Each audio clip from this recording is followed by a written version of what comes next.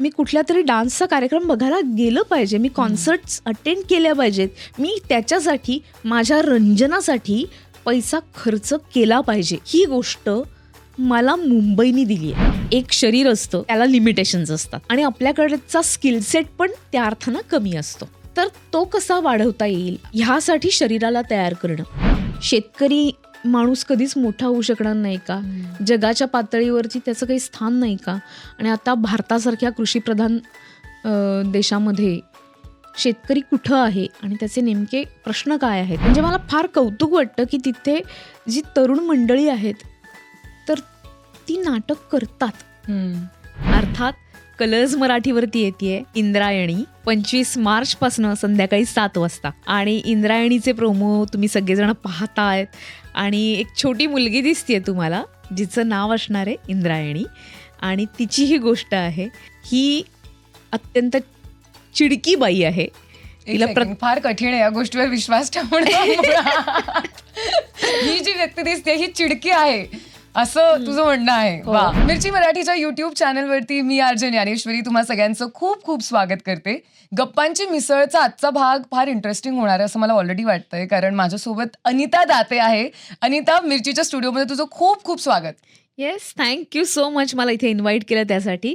आणि खूप मजा येणार आहे तुझ्यावर गप्पा मारताना. मागेही आपण बोललो आहे आणि तेव्हा मला फार छान वाटलं होतं तुझ्याशी गप्पा मारताना. आणि आज खूप स्पेशल कारण आहे. म्हणजे मला असं वाटतं तू दोन्ही वेळेला जेव्हा आली आहेस स्टुडिओला तेव्हा चित्रपटांना घेऊन आली आहेस वेगवेगळ्या, पण आज एका मालिकेसाठी म्हणजे आपल्या गप्पांना निमित्त एक मालिका आहे जी येऊ घातलेली आहे आणि ज्याची चर्चा सोशल मीडियावरती खूप आहे. म्हणजे मी खूप दिवसांनी असं बघितलं की एखाद्या मालिकेचं सुद्धा इतकं सुंदर प्रमोशन होतंय की त्याचं गाणं, त्याचं शीर्षक गीत एकेकाळी आपल्याला पाठ असायची जी, पुन्हा एकदा असं एक शीर्षक गीत आलंय जे इतकं व्हायरल होतंय. त्याच्यावरती हुकस्टेप चॅलेंज आहे, त्यानंतर ती गोड मुलगी दिसतीये, त्यामुळे उत्सुकता आहे. मला जाणून घ्यायचं या सिरियलचं नाव काय आहे आणि काय सांगशील ह्याच्याबद्दल थोडंसं. अर्थात कलर्स मराठीवरती येतेय इंद्रायणी 25 मार्च पासून संध्याकाळी 7 वाजता. आणि इंद्रायणीचे प्रोमो तुम्ही सगळेजण पाहतायत आणि एक छोटी मुलगी दिसतेय तुम्हाला जिचं नाव असणार आहे इंद्रायणी आणि तिची ही गोष्ट आहे.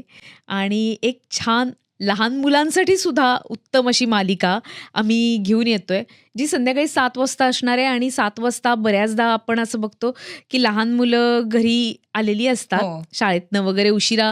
आपण 5 वाजताच यायचो, म्हणजे माझ्या पिढीमध्ये आम्ही 5 वाजता घरी आलेलो असायचो. पण हल्ली ट्रॅफिक जाम असतं, हे असतं ते असतं, क्लास सगळे मिळून लोक म्हणजे लहान मुलं 7 वाजता घरी येतात. तर 7 वाजता त्यांनी घरी येऊन पूर्वी आपण शुभंकरोती म्हणायचो. मी म्हणणार 7 ही वेळ फार महत्वाची आहे. एक्झॅक्टली, आपण त्यात खूप ऐकतो 7च्या आत घरात. तर खरंच आता 7च्या आत घरात या आणि शुभंकरोती तुम्ही जसे म्हणता तसंच इंद्रायणी बघा, तुम्ही अवश्य बघा, कारण त्यातनं तुम्हाला काहीतरी छान शिकायलाही मिळणार आहे. आमची इंद्रायणी या निमित्तानं तिच्या जगण्यातनं काही ना काहीतरी गोष्टी शिकणार आहे. सो सगळ्या मुलांनी शिकावं, फक्त मुलांनीच नाही तर मोठ्या माणसांनी काहीतरी शिकावं, मजा करावी, एन्जॉय करावं, अशी ही मालिका आहे इंद्रायणी. किती मस्त. मला असं वाटतं खूप एक वेगळा अनुभव असतो प्रेक्षक म्हणून जेव्हा एखाद्या मालिकेमध्ये एखादा बालकलाकार असतो, कारण त्या व्यक्तीची इतकी सवय होते, त्या छोट्या एका कॅरेक्टरला बघण्याची इतकी सवय होते की मग तुम्ही कुठेही असाल तरी असं होतं की नाही पण सिरियलमध्ये काय झालं हे जाणून घेण्यात इंटरेस्ट आहे. पण ही छोटी इंद्रायणी तर कळली. मला तुझ्या भूमिकेबद्दल पण थोडंसं जाणून घ्यायला आवडेल. तुझी एक्झॅक्टली भूमिका काय? मी इंद्रायणी या मालिकेमध्ये आनंदीबाई हे कॅरेक्टर करते. विठूची वाडी असं हे गाव आहे. अच्छा. विठूच्या वाडीमध्ये विठ्ठलाचे भक्त सगळेजण राहतात. तिथे दिग्रसकर कुटुंब आहे. या दिग्रसकर कुटुंबामधली मी थोरली सून आनंदीबाई, जी इंद्रायणीची त्या अर्थानं कुणीही नाही, पण इंद्रायणी आमच्या घरामध्ये नेहमी खेळायला येते. आमची मुलं, दिग्रसकरांची मुलं इंद्रायणीबरोबर खेळायला असतात आणि त्या निमित्तानं तिचा या कुटुंबाशी अत्यंत जवळचा संबंध आहे. तिच्या आयुष्यातलं अत्यंत आवडतं व्यक्तिमत्व हे या दिग्रसकर कुटुंबातलं आहे. अच्छा. त्यामुळे ज्यांच्याकडनं ती सगळं काही शिकते, ज्यांना ती मानते, गुरु मानते, आईबाप मानते, असे व्यंकू महाराज त्या घरातले आहेत. आणि या मालिकेमध्ये वेगवेगळी कॅरेक्टर्स आहेत, त्या गावात वेगवेगळी कॅरेक्टर्स आहेत. आणि जसं आपण म्हणतो की लहान मुलं असतात तर त्यांना आपण जसं शिकवू तसे ते शिकतात, ते मातीचा गोळा असतात आणि ते त्या पद्धतीने आकार घेतात.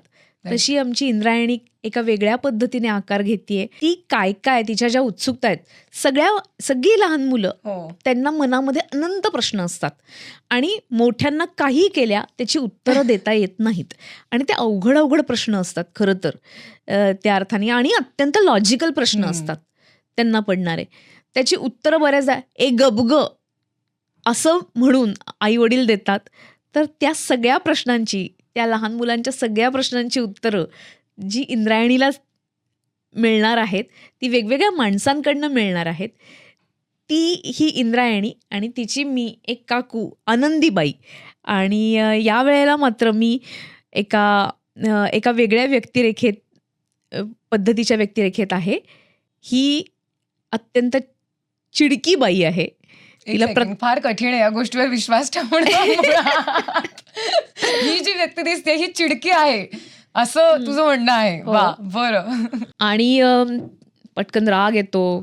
तिला अत्यंत महत्वाकांक्षी आहे. तिला सर्व सूत्र स्वतःच्या हातात हवी आहेत तिला.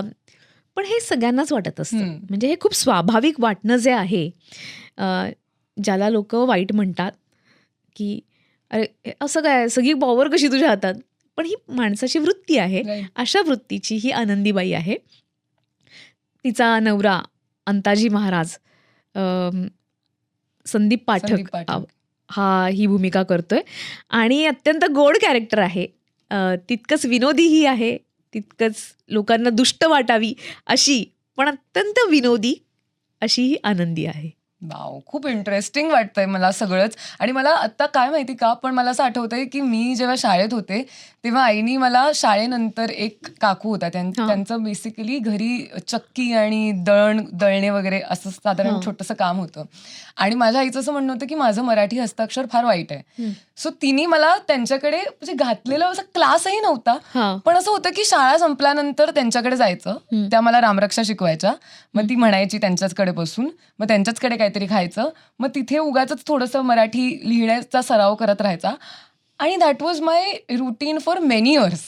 आणि मला आता तू जे म्हणालीस ना की ती इंद्रायणी तुमच्या घरी येते किंवा तिच्यावरती काही संस्कार होत आहेत, तिला काही शिकवलं जात आहे, तिला काही सवयी लागत आहेत, हे सगळं ऐकून मला असं एकदम छोटी मी आठवले की त्यांच्या घरी जी रामरक्षा शिकायला जायचे ती. आणि हे मला असं वाटतं खूप लोकांना रिलेट करणार आहे, म्हणजे मोठ्यांना नॉस्टॅल्जिया आणि लहान मालिका अशीच आहे की जी प्रत्येकाच्या आयुष्याशी संबंधित आहे. जे तुमच्या घरात आहे, जे तुमच्या गावात आहे, तोच गावगाडा आमच्या विठूच्या वाडीचा आहे. त्यामुळे सगळेजण अत्यंत रिलेट करू शकणार आहेत. खूप इंटरेस्टिंग. पण अनिता, तू म्हणजे आता सिरियल एक नवीन घेऊन येतेस, याच्या आधी तू अर्थात मालिका केल्यास, त्या गाजवलेल्या आहेस, चित्रपट कमाल केलेले आहेस, नाटक खूप म्हणजे खूप एकदम एनर्जीनी केलेलं आहेस. मला तुला विचारायचं, या सगळ्या वर्षांमध्ये ओव्हर द इयर्स आता तुला एक कलाकार म्हणून तुझ्यात असे काही ठळक बदल जाणवतात ग, की आधी आणि आता? अरे बापरे, खूप बदल झालेले आहेत. मला अनेक गोष्टी शिकायच्या होत्या, मला अनेक गोष्टी करून बघायच्या होत्या. आणि हा काय व्यवसाय आहे, हे ॲक्टर्स काय आहेत, ही इंडस्ट्री काय पद्धतीची आहे, ती कशी चालते, ती का चालते मुळात, तर या सगळ्या गोष्टी अनुभवाने समजल्या, कळल्या. या व्यवसायाच्या पलीकडे या एंटरटेनमेंटची किती गरज आहे आपल्याला, माणसाला, आणि कुठल्या कुठल्या पद्धतीच्या एंटरटेनमेंटची गरज आहे हे कळालं. त्यामुळे वेगवेगळ्या माध्यमात नाही तर वेगवेगळ्या पद्धतीची एंटरटेनमेंट तयार करण्याचं काम आता आपण केलं पाहिजे आणि त्या सगळीकडे विहार केला पाहिजे असं एक मला वाटू लागलं आहे. आणि अर्थातच माणूस म्हणून खूप बदलून टाकलं आहे या इंडस्ट्रीनी मला. मी नाटक करते, मी मालिका करते, मी फिल्म्स करते. प्रत्येक कॅरेक्टरनी मला खूप काही दिलं आहे. म्हणजे केवळ या क्षेत्रानी आणि तिथल्या अर्थकारणानी वगैरे एवढंच नाही, तर माझ्या प्रत्येक भूमिकेनी मला अनेक गोष्टी दिलेल्या आहेत की ज्या मला माझं व्यक्तिमत्व खुलवतात, माझ्यामध्ये काहीतरी ॲडिशन काहीतरी देतात मला.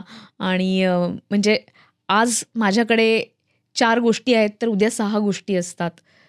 खूप खूप काही शिकवतात आणि माझ्या मेंदूला खुराक देतात सातत्याने. माणसं समजून घेण्याची कला याच्यामुळे येते. एम्पथाइज करू शकतो. खूप शांत वाटतं त्याच्यामुळे. की आपल्याला माणूस समजला, आपण त्याला व्यवस्थित चांगल्या पद्धतीने रिसीव्ह केलं, आपण त्याच्याकडे वेगळ्या पद्धतीने पाहिलं, एम्पथाइज केलं, त्याचं दुःख समजून घेतलं, तो असा का वागतोय ह्याच्याकडे वेगळ्या पद्धतीने पाहिलं आणि अभ्यास झाला आपला त्या माणसाचा. तर हे खूप चांगलं आहे. मला माणूस म्हणून समृद्ध करणारं आहे आणि थँक गॉड मी या क्षेत्रात आहे. किती मस्त. मला असं वाटतं की खूप म्हणजे असं हाताच्या बोटावर मोजायला गेलं तर असे अनेक मुद्दे निघतील की जिकडे तुला फरक जाणवेल. आधीची तू आणि आताची तू. अनुभवांनी असेल, तू म्हणालीस तसं पात्रांनी असेल. पण जसं आपल्याकडे काहीतरी एक स्किल असतं, ते आपण डेव्हलप करत राहतो आणि आपल्याला असं वाटतं की मला ह्या काही 4 गोष्टी येत आहेत. ह्यांचा वापर करून मी एखादं कॅरेक्टर प्ले करू शकते किंवा काहीही करू शकते या क्षेत्रात. पण पैसे जसे आल्यानंतर आपण कुठेतरी गुंतवतो आणि मग ते वाढतात. हे जे आपल्याकडे ऑलरेडी आहे, ज्याला आपण काय म्हणतो कॅपिटल, भांडवल म्हणून, तर हे कलेचं भांडवल तू कसं वाढवत गेलीस किंवा तू कसं वाढवतेस? मुळात काय असतं की अभिनेत्याकडे तरी खूपच कमी आयुध असतात. एक शरीर असतं आणि त्याला लिमिटेशन्स असतात. पण आणि आपल्याकडचा स्किलसेट पण त्या अर्थानं कमी असतो. तर तो कसा वाढवता येईल आणि एक गोष्ट आपण केल्यानंतर ती गोष्ट रिजेक्ट करायची पुढच्या वेळेला करताना आणि नवीन गोष्ट आपल्यामध्ये आत्मसात करायची, ह्यासाठी शरीराला तयार करणं हा एक महत्त्वाचा भाग आहे. की हे झालं, हे मी केलं, आता हे नाही करायचं आहे. या पद्धतीची एक्सप्रेशन्स मी वारंवार देते आहे. हेच आपल्याला कळायला पाहिजे आणि ते कळाल्यानंतर आणि समोरचाही माणूस सांगतो आपल्याला. बऱ्याचदा ट्रोल पण होतो, तिथपासूनच ते सगळं येतं.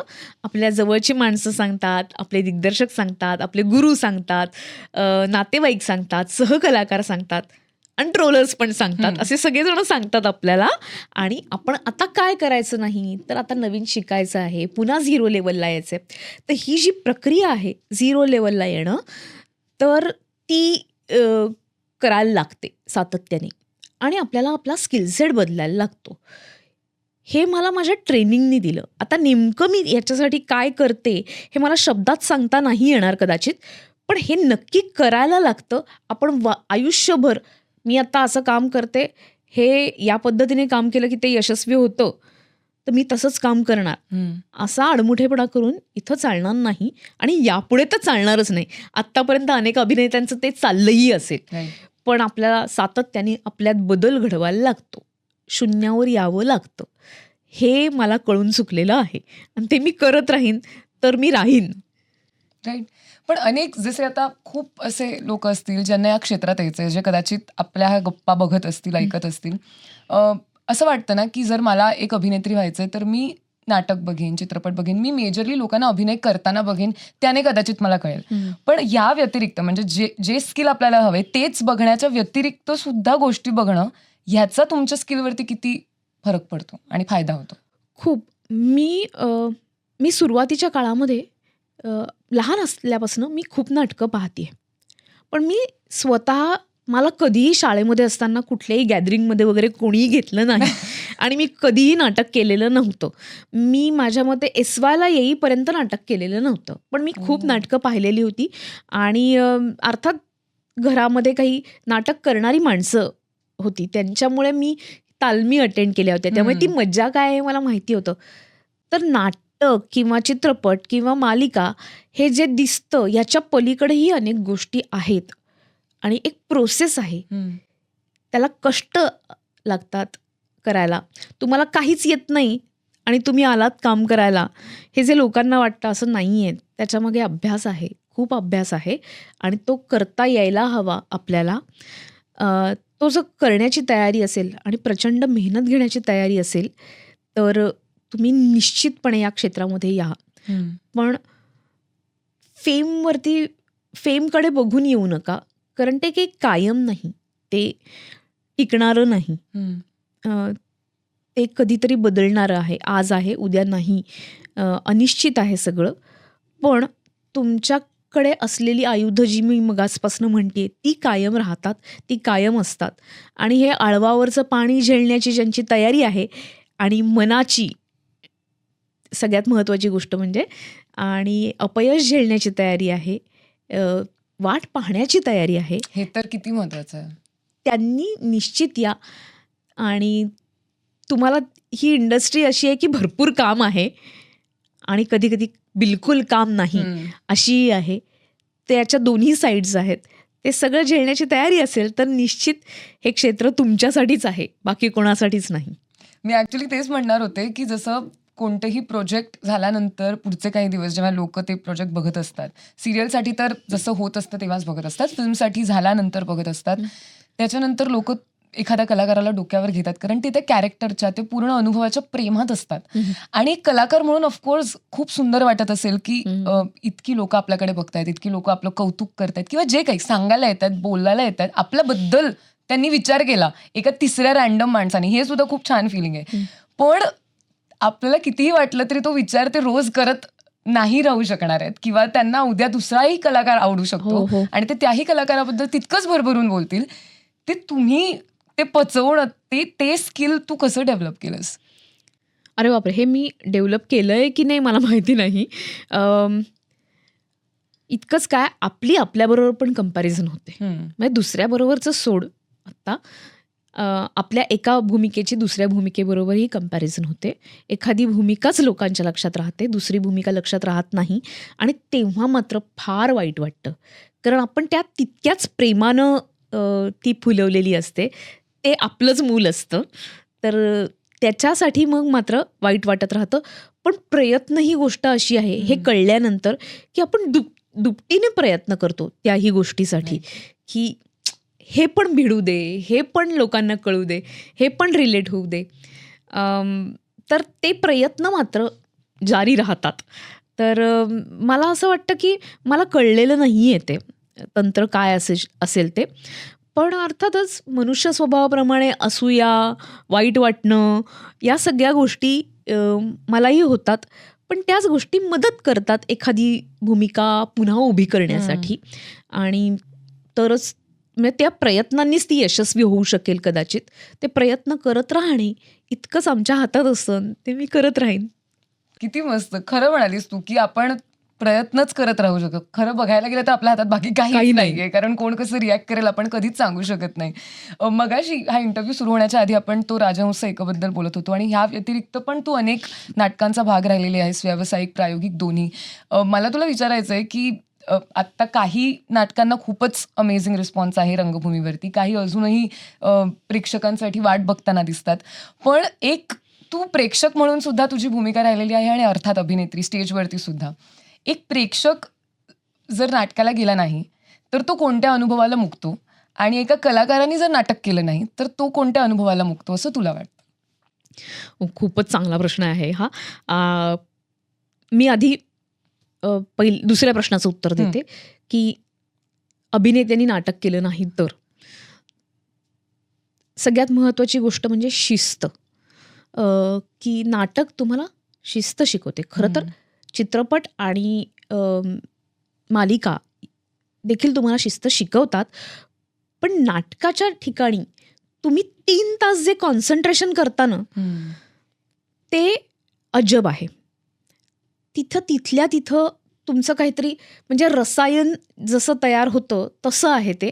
आणि ते प्रत्येक प्रयोगागणिक अनुभवायला मिळतं की आज प्रेक्षक अमुक अमुक आहे, त्यामुळे ह्या सीनमध्ये अमुक अमुक झालं. परवा दिवशी प्रेक्षक अमुक अमुक होते म्हणून त्या सीनमध्ये तमुक तमुक झालं. सीन तोच असतो, पात्र तीच असतात, येणारे परिणाम वेगवेगळे असतात. तर हा जो अनुभव आहे हा तुम्हाला इतर माध्यमं देऊच शकत नाहीत, तो नाटक देतं. लाईव्हची जी गंमत आहे ती, अभिनेत्याचं कॉन्सन्ट्रेशन 3 तास तुम्ही तिथं म्हणजे तिथंच असता. तुम्ही इतर ठिकाणी जाऊच शकत नाही, नाहीतर तुम्ही तिथं स्टेजवरती जवळजवळ मेलायत असं आपल्याला समजायला पाहिजे. तर तो अनुभव घेण्यासाठी, ते थ्रिल अनुभवण्यासाठी प्रत्येक कलाकारांनी नाटक केलं पाहिजे. दुसरी गोष्ट म्हणजे कमिटमेंट. नाटकामध्ये तुलनेने पैसा कमी आहे आणि तुम्ही तिथे असण्याची गरज अधिक आहे. तिथं खरं तर चेक केलं जातं की तुम्ही कमिटमेंट किती पाळताय. सो आणि तुम्हाला प्रयोग करायला तिथं मिळतात अधिक, कारण प्रयोग अधिक असतात. तुम्ही मालिकेत एक सीन करता आणि तो बाजूला होतो. तुमचं कॅरेक्टर तेच असतं, तुम्ही कॅरेक्टर डेव्हलप होतं. चित्रपटामध्ये एकदा कॅरेक्टर उभं केल्यानंतर तुम्ही ते कॅरेक्टर, तो सीन करता, तो बाजूला होतो. तुम्हाला नाटकामध्ये एक सीन पुन्हा पुन्हा करून बघण्याचा चान्स मिळतोय. सो तुम्हाला प्रगती करण्याचा चान्स मिळतोय तिथे. तर तो तुम्ही घ्या आणि तुम्ही अधिक ते नाटक बरं कसं होईल, बरा अनुभव कसा देता येईल, ह्यासाठी ते निश्चित पहा. हे झालं कलाकार म्हणून मला नाटक हे सगळं देतं त्या वेळेला. आणि जर समजा आपण ते केलं नाही तर कलाकार म्हणून मी या सगळ्या अनुभवांना मुकेन असं मला वाटतं. जे मी काही वर्ष, मध्यंतरीची काही वर्ष नाटक केलं नव्हतं, 4 ते 5 वर्ष मी नाटक केलं नाही, तर मी या अनुभवाला मुकलेले आहे आणि तो माझा लॉस आहे असं मी मानते. पण जर एखाद्या प्रेक्षकाने नाटक बघितलं नाही तर तो अनेक अनुभवांना मुकतो हे मी निश्चित सांगू शकते. नाटकामध्ये वेगवेगळे विषय येतात. तुम्हाला तिथल्या तिथे बघून हसण्याचा, रडण्याचा, तुमचं विरेचन होण्याचा अनुभव तिथे मिळतो. तुमच्या भावनांना त्या ठिकाणी खऱ्या अर्थानं मोकळी वाट मिळते. वेगवेगळे विषय असतात ते तुम्हाला कळतात, वेगवेगळ्या भावना असतात. नाटक होऊन गेलं, घडून गेलं तरी ते तुमच्या मनामध्ये उरू शकतं आणि या सगळ्याची माणसाला आणि माणसाच्या मनाला गरज असते. जितकी मेडिटेशनची गरज असते, शांततेची गरज असते, गाणं ऐकण्याची गरज असते, नाच पाहण्याची गरज असते, पोळी करण्याची गरज असते, काहीतरी कुठली तरी कला तुमच्या हातून घडण्याची गरज असते, तसंच रंजन ही पण माणसाची गरज आहे आणि त्यासाठीच ते आहे, त्यासाठीच ती कला आहे. प्रत्येक कला तुमच्या मनाला रिझवण्यासाठी आहे. तर त्याचा तुम्ही अनुभव घेतला पाहिजे आणि जर नाही घेतला, त्यापासून दूर राहिलात तर तुम्ही खूप अनेक गोष्टींना मुकता आणि तुमचं मन स्थिर नाही राहत, ते अस्वस्थ राहतं. खरं सांगायचं तर ते अडाणी होतो आपण, बाकी काही नाही. म्हणजे अगदी सोप्या भाषेत तुम्हाला अनुभवच नाही मिळत. तुम्ही वेगळा अनुभव घेऊ शकत नाही, वेगळ्या माणसांना भेटूच शकत नाही. नाटक तुम्हाला वेगवेगळी माणसं दाखवतात, वेगवेगळी कॅरेक्टर्स दाखवतात. बाकी तुम्ही नाहीतर तुमचा जर समजा किराणा दुकान असेल तर तुम्ही तुमच्या दुकानामध्ये जाता, पुड्या बांधता, वेगवेगळी माणसं दिसतात, तुम्हाला ऑब्झर्व सुद्धा करता येत नाही कदाचित, असं काहीतरी होऊन जातं. पण कला तुम्हाला ते करायला शिकवेल. तुम्ही जर ते पाहाल तर नक्की शिकवेल. So true, so true. आणि मला असं वाटतं की जेव्हा आपण एखाद्या नाट्यगृहात बसतो आणि इतकी सगळी माणसं आपल्या आजूबाजूला असतात, ही गोष्टच किती कमाल आहे की प्रत्येकासाठी वेगवेगळं नाटक होतंय टेक्निकली बघायला गेलं तर. कारण प्रत्येक माणूस त्याच्या कुवतीनुसार, त्याच्या विचारसरणीनुसार ते समजून घेण्याचा प्रयत्न करतोय. आणि तू अगदी बरोबर म्हणालीस की मला रिसेंटली अनुभव आहे, मी 1-2 नाटकं पाहिली आणि डोक्यातूनच जात नाही. म्हणजे ज्या लोकांना वाटतं की एक पॅसिव्ह ऑडियन्स म्हणून आपण बसू शकतो, आजकाल असंही अनेकांना वाटतं की रंजन तुम्ही माझं करा, मी त्यात ऍक्टिव्ह पार्टिसिपेशन नाही करणार, जे काय असं मला झालं पाहिजे स्वतःहून आपोआप. पण मला असं वाटतं नाटकात तुम्ही मेंटली तितकेच ऍक्टिव्ह असता आणि तुम्ही जर ऍक्टिव्ह नसाल तर ते पोहोचतच नाही तुमच्यापर्यंत. त्यामुळे एक छान गिव्ह अँड टेक तुम्हा सगळ्या कलाकारांचं स्टेजवरती आणि प्रेक्षकांचं, बघणाऱ्यांचं समोर तेही होत असतं. ते जे मी म्हटलं ना की रसायन, की तिथे एक पदार्थ दुसऱ्या पदार्थात घातला जातो आणि मग काहीतरी घडतं. तर जसं कलाकारांना होतं ना तसंच प्रेक्षकांनाही होतं. आणि अत्यंत काय आता अंगावरती काटा आणणारा हा खरं सांगायचं तर अनुभव असतो. तर त्याची मजा घेतली पाहिजे ना लोकांनी. लोक हल्ली नाटक बघायला घरातनं बाहेरच पडत नाहीत. हा म्हणजे काही ठराविक पद्धतीचीच नाटकं पाहतात, असा अनुभव आहे. पण लोकांनी सगळं काही पाहिलं पाहिजे. हे जे सगळं काही आहे ना हे त्यांच्यासाठीच आहे, प्रेक्षकांसाठीच आहे. आणि मग जर समजा तुम्ही पाहू लागलात तर अधिक वेगवेगळ्या विषयांची नाटकं तयार होतील, वेगवेगळ्या पद्धतीची, म्हणजे शोकांतिका असतील, सुखांतिका असतील, असं दोन्ही गोष्टी होतील. तर ते करण्यासाठी तुम्ही आम्हाला चान्स द्या असं मी प्रेक्षकांना विनंती करेन. खरंय, खरंय. म्हणजे ते सगळे एक्सपेरिमेंट्स किंवा प्रयोग तेव्हाच होतील जेव्हा आपण तिथे हजर असू, कारण कोणासाठी करणार नाही तर, नाही का? एक्झॅक्टली. आणि ह्या संवादाच्या शक्यता तयार करतं नाटक, किती खरं. की लोक येतात, बोलतात, भेटतात. तर हे किती छान आहे ना, की आपल्याला प्रत्यक्ष एक माणूस दिसत असतो, की जो आपल्याकडे बघून हसतो, बोलतो, म्हणजे कदाचित वाईटही बोलतो तरी चालेल, पण एक प्रत्यक्ष माणूस भेटतो, हे भारी आहे. ऍब्सोल्युटली. आणि युअर्स विशिंग की अजून छान पद्धतीने आपण सगळे नाटकाला रिसीव्ह करू, कारण नाटकं खूप छान पद्धतीची होत आहेत ऑलरेडी. त्यामुळे मला असं वाटतं कलाकार त्यांच्या बाजूने सगळं करतायत, आपण प्रेक्षकांच्या बाजूने पण थोडंसं करायला काही हरकत नाही. कलाकारांनी खूप गोष्टी करायला पाहिजेत असं काही हे नाही. मी आता 2 वेगळ्या पद्धतीची नाटकं करते. एक तो राजहंस, एक तू आत्ता म्हणाली तसं, हे प्रायोगिक नाटक आहे. आणि एक व्यावसायिक रंगभूमीवरचं पण नाटक मी करते, माझ्या बायकोचा नवरा. तर ते असे हे दोन्ही वेगळ्या धाटणीची नाटकं आहेत आणि तितकीच इंटरेस्टिंग आहेत. तर त्यामुळे प्रेक्षक वेगवेगळे जे येतात तर त्यांना आम्ही भेटतो. तर मला खूप बरं वाटतं, की इतके गेले काही वर्ष मी मालिका करते आणि जेव्हा नंतर प्रेक्षकांना प्रत्यक्ष भेटते तर कलाकाराला मिळणारा हा आनंद वेगळा असतो. आणि मालिकेच्या बाबतीत असं होतं, की आता इंद्रायणी करते तर रोज आम्ही प्रेक्षकांना भेटू शकणार नाही. त्यामुळे मन प्रेक्षकांना भेटण्यासाठी आसुसलेलं असतं. आणि मग कुठल्या तरी इव्हेंटच्या निमित्तानं, कुठल्या तरी ग्राउंड इव्हेंटच्या निमित्तानं आम्ही जेव्हा प्रेक्षकांना प्रत्यक्ष भेटतो आणि त्या दिवशी भरभरून प्रतिसाद घेतो त्यांच्याकडनं, तर तेव्हाही खूप बरं वाटतं. कारण माझा मूळचा पिंड हा नाटकाचा असल्यामुळे तो रिस्पॉन्स मिळाल्याशिवाय मला बरं नाही वाटत. राईट. चुकल्यासारखं होतं. चुकल्यासारखं होतं. आपण आता तो राजहंस एकाबद्दल बोललोच, तर मला तुला थोडंसं विचारायला आवडेल, की जितक्या लोकांनी बघितलं नाहीये नाटक, थोडंसं सांग ना तो राजहंस बद्दल. तो राजहंस हे मानसरंगचा जो एक प्रकल्प होता, परिवर्तन नावाची संस्था आहे. नरेंद्र दाभोळकर यांचा मुलगा हमीद दाभोळकर हा मानसोपचार तज्ज्ञ आहेत ते.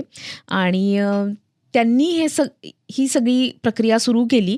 याच्यामध्ये असं आहे, की कुठल्या तरी कलेच्या माध्यमातनं आपण मानसिक आरोग्य लोकांचं सुधारू शकतो का, त्यांना या संदर्भातली माहिती देऊ शकतो का, यासाठीचे हे प्रयत्न आहेत.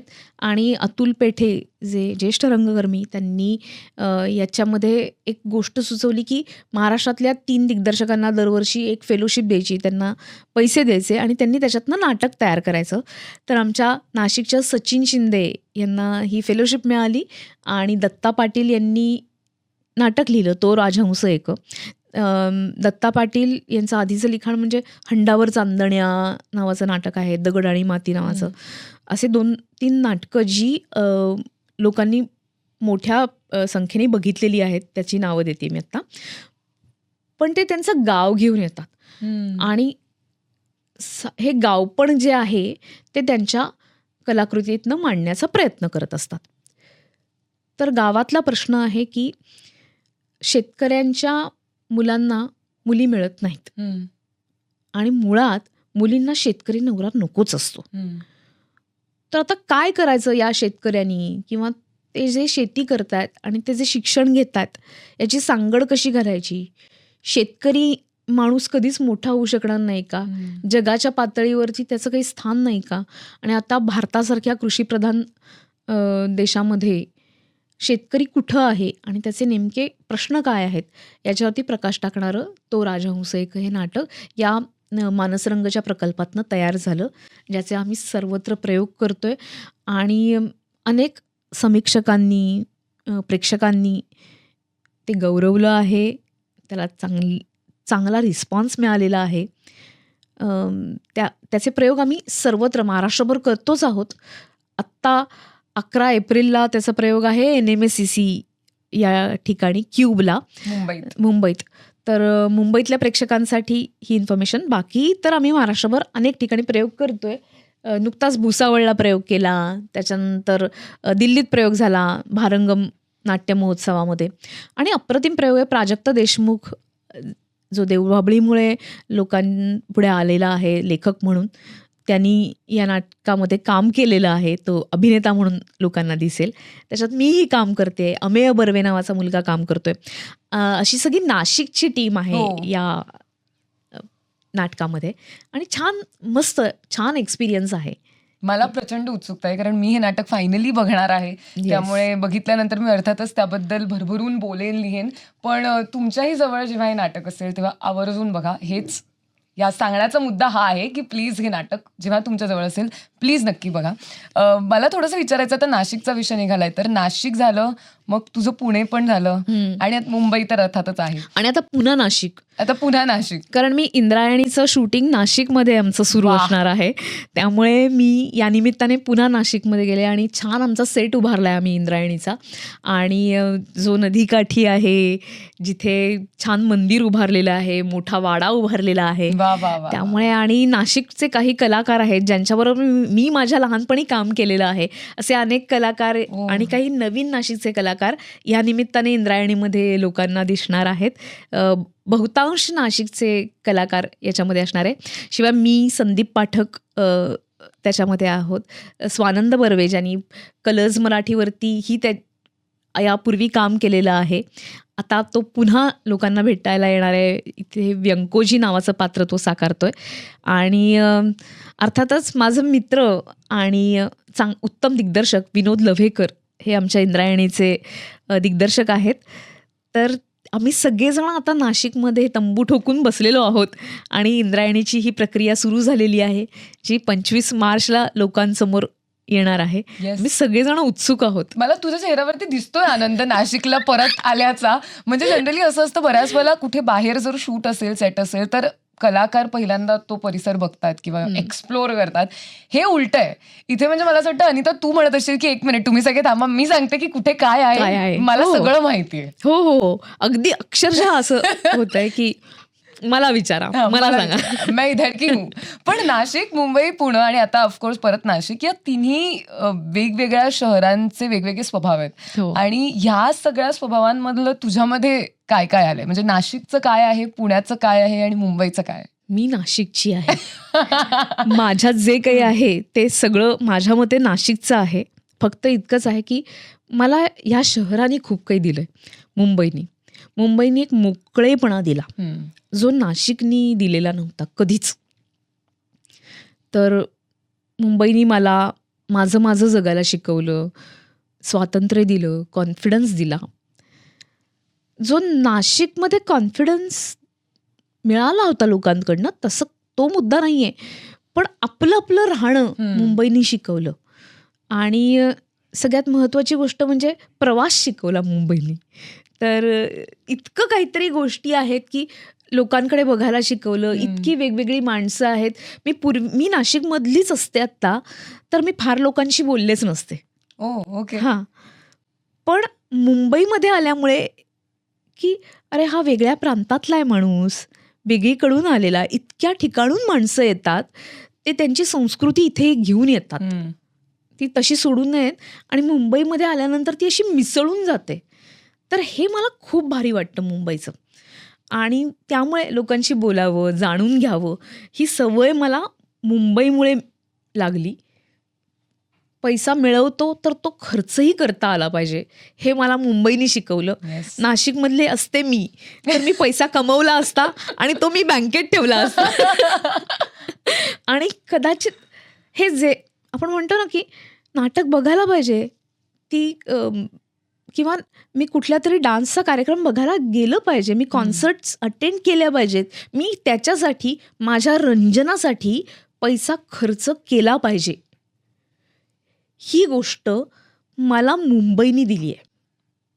आणि ते तितकीच महत्त्वाची आहे की माझी मजा ही तितकीच महत्त्वाची आहे. सारखं आपलं कमवत छोटं करत जगायचं आणि सगळं सेव्हिंग करायचं पुढच्या पिढीसाठीचं, हे मी आता करणार नाही. मी छान जगू शकते. मला खूप काही ही महत्त्वाचा बदल वाटतोय माझ्यात यामुळे. नाशिक आणि मुंबईकर खुश आहेत. पुणेकरांचं असं झालं की आमच्याबद्दल काहीच नव्हतं. मी युनिव्हर्सिटीत शिकले, त्यामुळे मी पूर्णतः पुण्यामध्ये गेले नाही. मी पुणे या शहराशी अजिबात रिलेट करत नाही. पुण्यामध्ये मी 2 वर्ष होते, पण विद्यापीठात होते. आणि विद्यापीठ हे माझ्यासाठी गेम चेंजर ठरलेलं आहे. आणि अप्रतिम असं शिक्षण तिथे घेतलं. उत्तम गुरु, त्यांनी मला माणूस म्हणून पूर्णतः बदलून टाकलं. त्यामुळे पुण्याने काय दिलं तर हा मोठा बदल मला पुण्यामुळे करता आला, तिथल्या शिक्षणामुळे करता आला. आणि पुण्यासारख्या ठिकाणी इतक्या गोष्टी सातत्याने घडत असतात की सतत नाटक करणारी माणसं आहेत, मंडळी आहेत, सतत विविध प्रयोग करतात. ही गोष्ट त्या लोकांकडनं शिकण्यासारखी आहे. आणि इतकी लोक कामं करतायत, खूप लोक, असं हे विरळ आहे. म्हणजे मला फार कौतुक वाटतं की तिथे जी तरुण मंडळी आहेत तर ती नाटक करतात. हे बघून छान वाटतं. आणि अर्थातच मालिका आणि चित्रपटही करतात, पण त्यांचं प्रेम आहे आजही नाटकावरती, असं मला तितकंसं नाशिकमध्ये दिसत नाही. अर्थात करतायत लोक, पण कमी प्रमाण आहे. प्रयोग करण्याचं प्रमाण कमी आहे. Right, right. मस्त 3 वेगवेगळी शहरं आणि मला असं वाटतं की 3 वेगवेगळ्या शहरांमधनं अनेक वेगवेगळ्या गोष्टी तू आत्तापर्यंत आत्मसात केल्यास. तुझं काम बघताना हे नेहमीच जाणवतं की प्रत्येक भूमिकेमागे तुझा असा काहीतरी एक विचार आहे. म्हणजे जे ब्रीफ मिळालं असेल किंवा जे करायचंय त्या पलीकडे जाऊन तू सुद्धा काहीतरी शोधण्याचा प्रयत्न करतेस. तू तुझा काहीतरी विचार करतेस.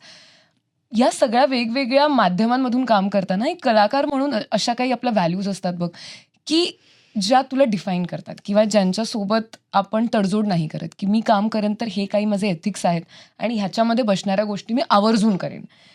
तुझे असे काही एथिक्स आहेत का अनिता, जे तू नेहमी पाळतेस काम करत असताना? खास करून काम करत असताना मला एक गोष्ट वाटते की मी माझं पात्र कोणतंही असो, म्हणजे ते अगदी 2 ओळींचं पात्र जरी असेल नाटकात काय, किंवा मला दुय्यम भूमिका जरी मिळाली तरी मला असं वाटतं की ती मध्यवर्तीच भूमिका आहे. हे याकरता की मी त्याचा पूर्ण विचार करते. मला कधीही असं वाटत नाही की हे छोटं आहे, आणि ते तितकंच महत्त्वाचं आहे. आणि मी भूमिका स्वीकारताना एक गोष्ट नक्की करते की त्याचं त्या गोष्टीमध्ये काहीतरी कॉन्ट्रीब्युशन असलं पाहिजे. काहीतरी का होईना, छोटं का होईना, पण त्याचं कॉन्ट्रीब्युशन असलंच पाहिजे. आणि मग नंतर मी त्या भूमिकेचा अधिकाधिक विचार करते. आणि मी विचार न करता काम नाही करू शकत. आणि समोरच्यानी त्या भूमिकेचा विचार केलेला नाही आहे हे मला आवडत नाही. त्यामुळे मला माझं दुय्यम भूमिकेलाही इम्पॉर्टन्स असायला हवा असं मला वाटतं, हे नक्की. आणि त्याच्यासाठी मी 100% प्रयत्न करते. मला प्रेक्षकांचा प्रतिसाद लागतो आणि मी प्रेक्षकांसाठी काम करते. त्यांनी माझं काम बघावं ह्यासाठी मी काम करते. मी माझं काम नाही करू शकत, म्हणजे केवळ माझ्यासाठी असं नाही होऊ शकत. ती केवळ माझ्यासाठी ही माझी प्रॅक्टिस असते आणि तीही मला करायची आहे, तीही मी करते. पण जेव्हा मी परफॉर्मन्स करते तेव्हा मला प्रेक्षक हवा आहे.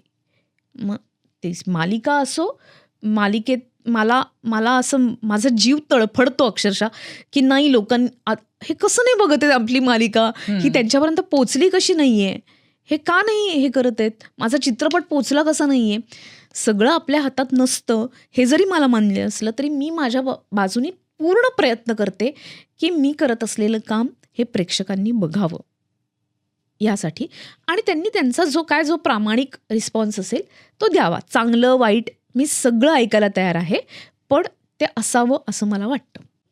किती महत्वाचं आहे हे म्हणजे फीडबॅक, कौतुक जे काही आहे ते, पण तुमच्यापर्यंत ॲज अ कलाकार ते पोहोचणं हे खूप महत्वाचं आहे. आणि ही गोष्ट शिकण्यासारखी आहे तुझ्याकडून, की म्हणजे लेंथचा विचार न करता पूर्ण झोकून देऊन त्या एका छोट्या गोष्टीला पण तुझ्यासाठी एक मोठं आकाश देणं आणि त्याचा विचार करणं, हे नॉट जस्ट अभिनय, पण मला असं वाटतं सगळ्याच क्षेत्रात कोणीही घेण्यासारखं आहे.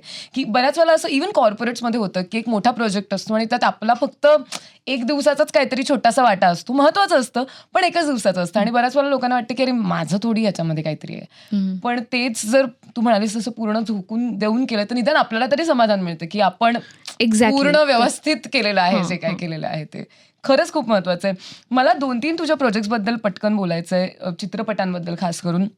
माझे अनेक असे अमराठी भाषिक म्हणजे मित्रमैत्रिणी आहेत ज्यांनी वाळवी बघितलंय आणि मला इतकं छान वाटतं. त्यांना ळ म्हणता येत नाही पण त्यांनी फिल्म बघितलेली असते, त्यामुळे ती एक वेगळी मजा आहे.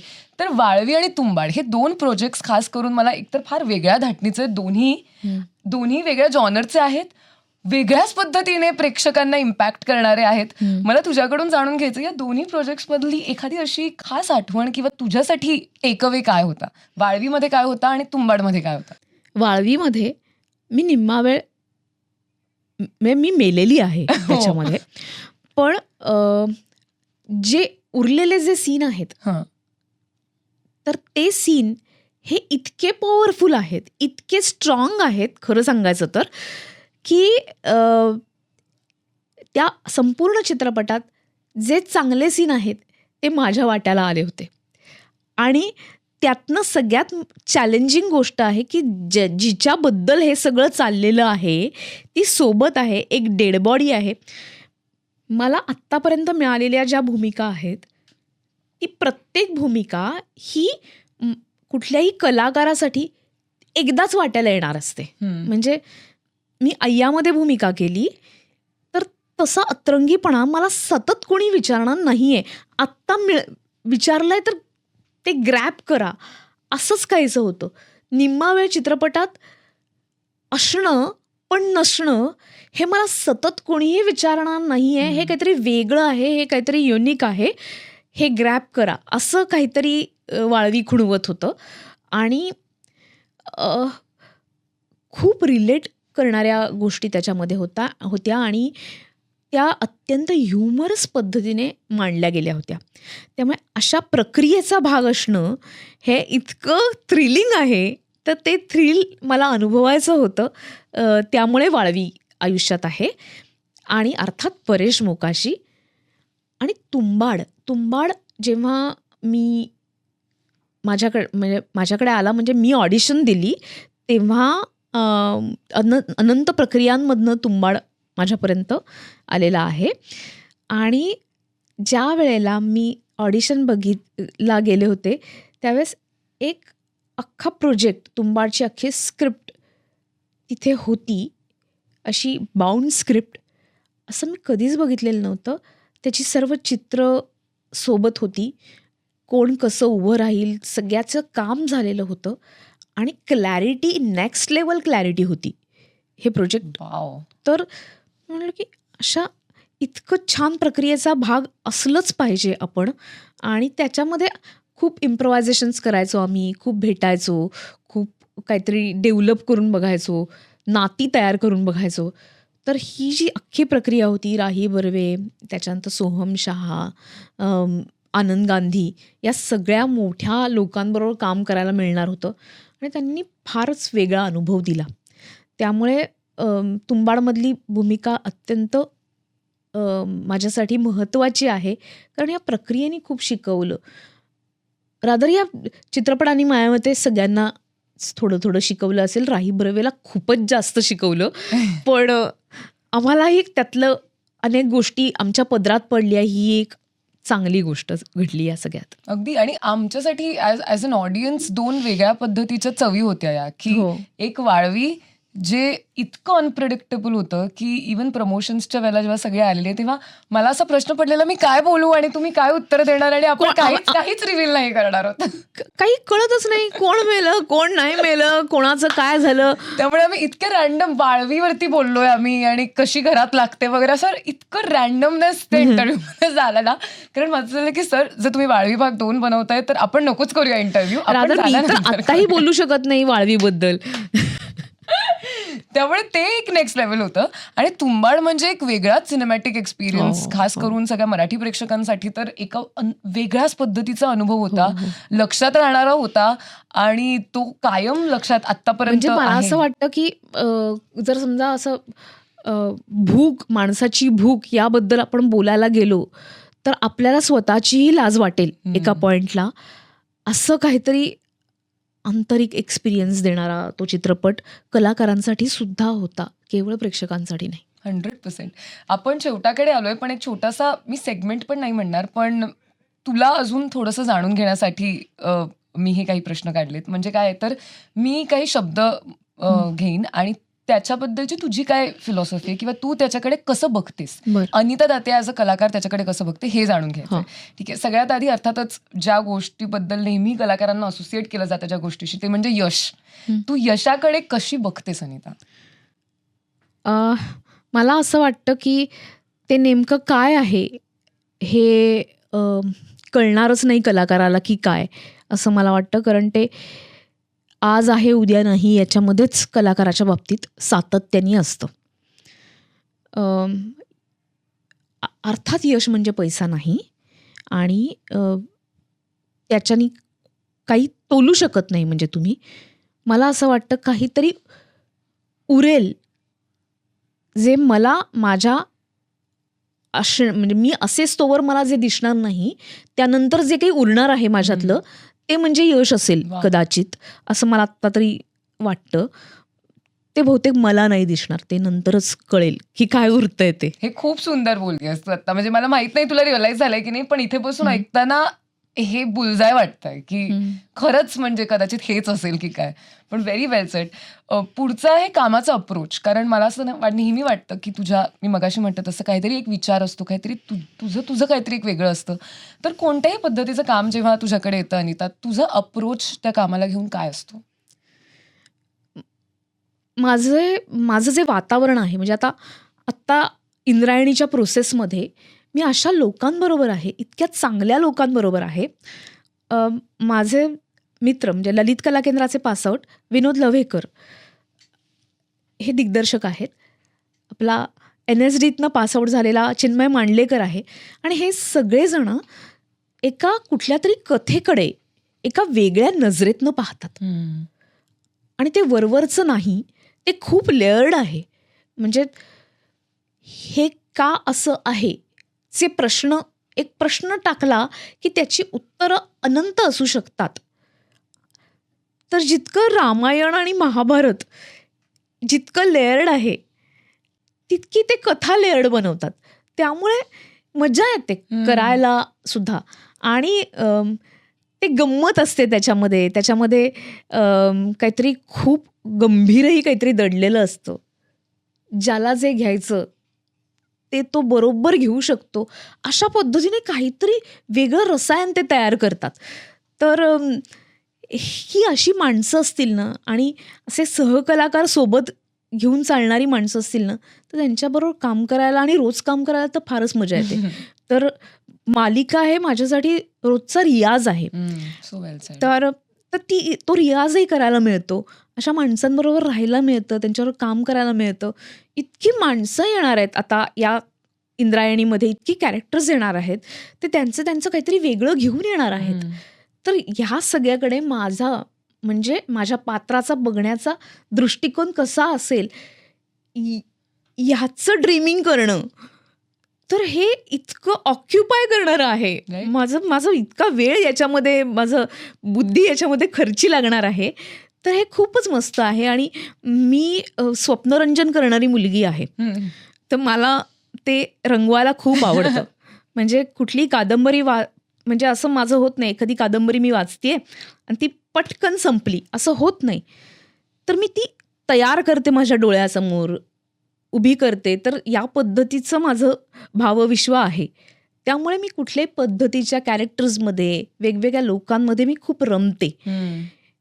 हे रमायला मिळणं मला अतिशय आवडतं. तर असाच माझा ॲप्रोच आहे की आता गाडगे बाबा म्हणतात तसं की हे आपलं शरीर आहे, तर आपण हे कशासाठी वापरायचं, तर हे श्रम करण्यासाठी वापरायचं.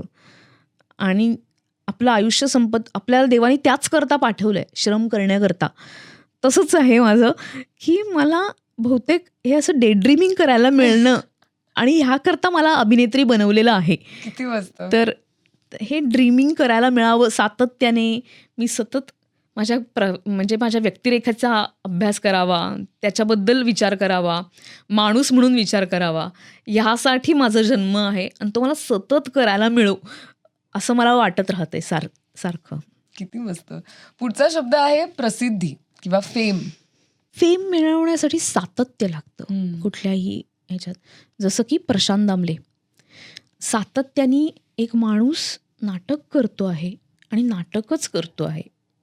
तर नाटकच करतोय. तर इथे कलाकार म्हणून ते जे तयार होतात, नाटक करणारा कलाकार प्रशांत दामले, ते त्या असं सगळ्यांना नाही मिळत आपण, आणि नाही मिळणार. तर त्याच्यासाठी खूप मेहनत करायला पाहिजे. ते खूप दूर आहे फेम, असं मला वाटतं. एक शेवटचं, जसं कलाकाराला यश अर्थातच मिळतं किंवा अनेक अशा भूमिका असतात ज्यांना आपण अप्रोच करतो आणि त्या आपल्या पदरी येतात सुद्धा. पण असंही अनेक वेळेला होतं, सगळ्यांनाच होतं मला असं वाटतं, की खूप छोट्या मोठ्या प्रमाणात रिजेक्शन येतं किंवा कोणीतरी नाही म्हणतं.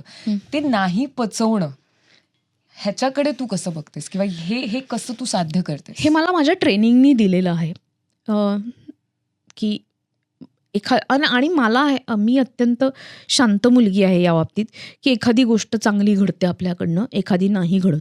म्हणजे मी काय असा दावा नाही करणार की मी अमुक म्हणजे भारीच करणार, असं नाही. पण ही अपेक्षा तू स्वतःकडून पण ठेवतेस सारखी की हो, म्हणजे because you look as a very passionate person. त्यामुळे बऱ्याच वेळेला असं होतं बघ की सगळ्यांचं सोड, आधी आपलंच आपल्याकडून सतत छडी घेऊन अशी एक्सपेक्टेशन असते की हे बेस्टच झालं पाहिजे, बेस्टच झालं नाही, पाहिजे. मी असं वाटत असेल, पण काही असं माझं हे नाहीये मला, आणि मी किती आहे, कितपत आहे याची मला पूर्ण कल्पना आहे. मी स्वतःकडनं नाहक अपेक्षाही करत नाही आणि अशी छडी घेऊन बसलेलीही नाही.